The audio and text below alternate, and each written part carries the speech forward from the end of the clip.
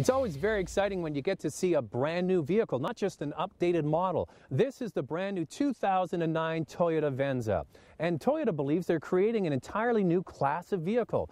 This vehicle is based on the Toyota Camry and Highlander platform, but it is really like neither of those vehicles.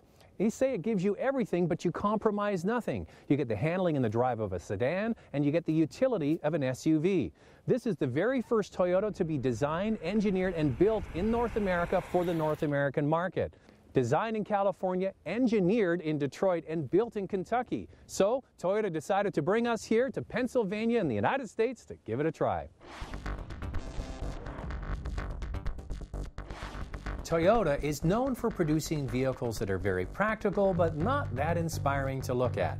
The new Venza moves to break that mold slightly by providing sculpted fenders, sleek profile, and big 20-inch wheels on the V6 version and 19-inch wheels on the 4-cylinder version.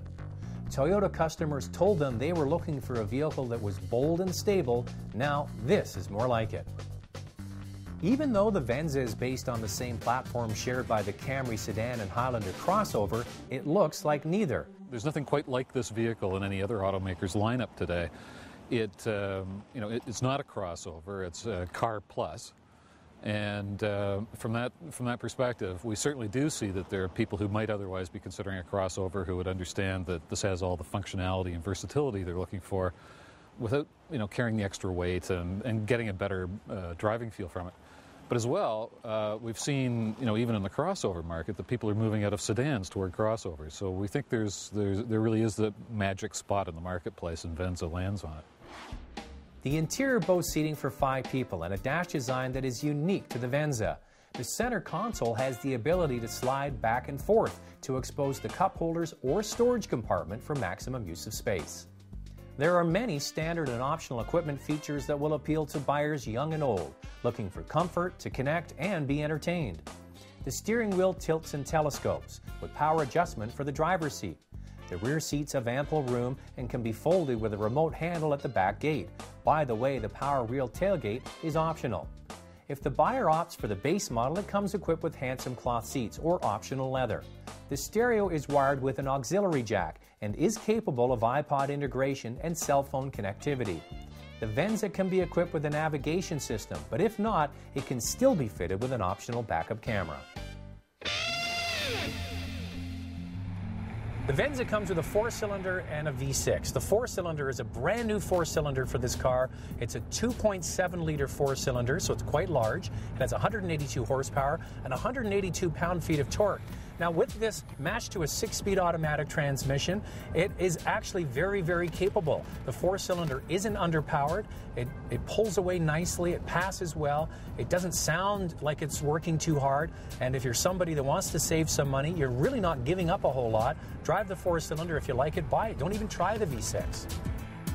The all-wheel drive system has 100% of the power running to the front wheels in most driving situations, but can shift the torque load to 50% to the front and 50% to the rear if more traction is needed.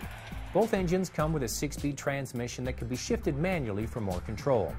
The 4-cylinder can tow 2,500 pounds and the V6 can tow 3,500 pounds.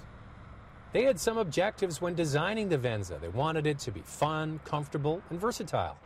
I can tell you it's comfortable, big open area here. It's definitely versatile. You've got a big back seat and of course cargo in the back, and you get that with a sort of crossover tall wagon design, so it hits all those. Is it fun? Well, the thing I've complained about Toyota vehicles in the past is that their rides tend to be more on the luxurious side and not that much on the performance driver-oriented side. With this vehicle, it's a nice compromise. You actually get some feedback through the suspension, through the steering wheel to the driver, and doesn't have that sort of floaty feel that we found with the Highlander. It still uses electric power steering, but you actually get a little bit of responsiveness. One of the reasons we mentioned, the 4-cylinder gets 19-inch wheels and the V6 gets 20-inch wheels. So what you get with that is actually a lower profile tire. So it has a bit of aggressive handling when you put it into the corners and good feedback. Once again though, I'm leaning towards the 4-cylinder because I find with the 20-inch wheels on the V6, it might be a little bit bouncier and more aggressive than with the 4-cylinder.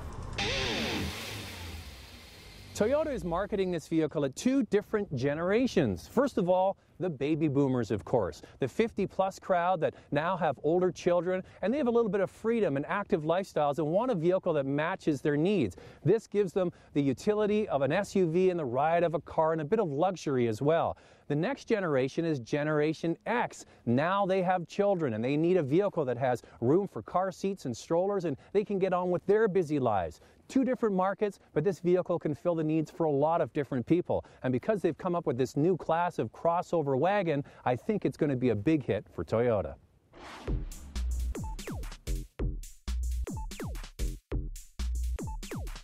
For complete specs, go to our website at drivingtelevision.com.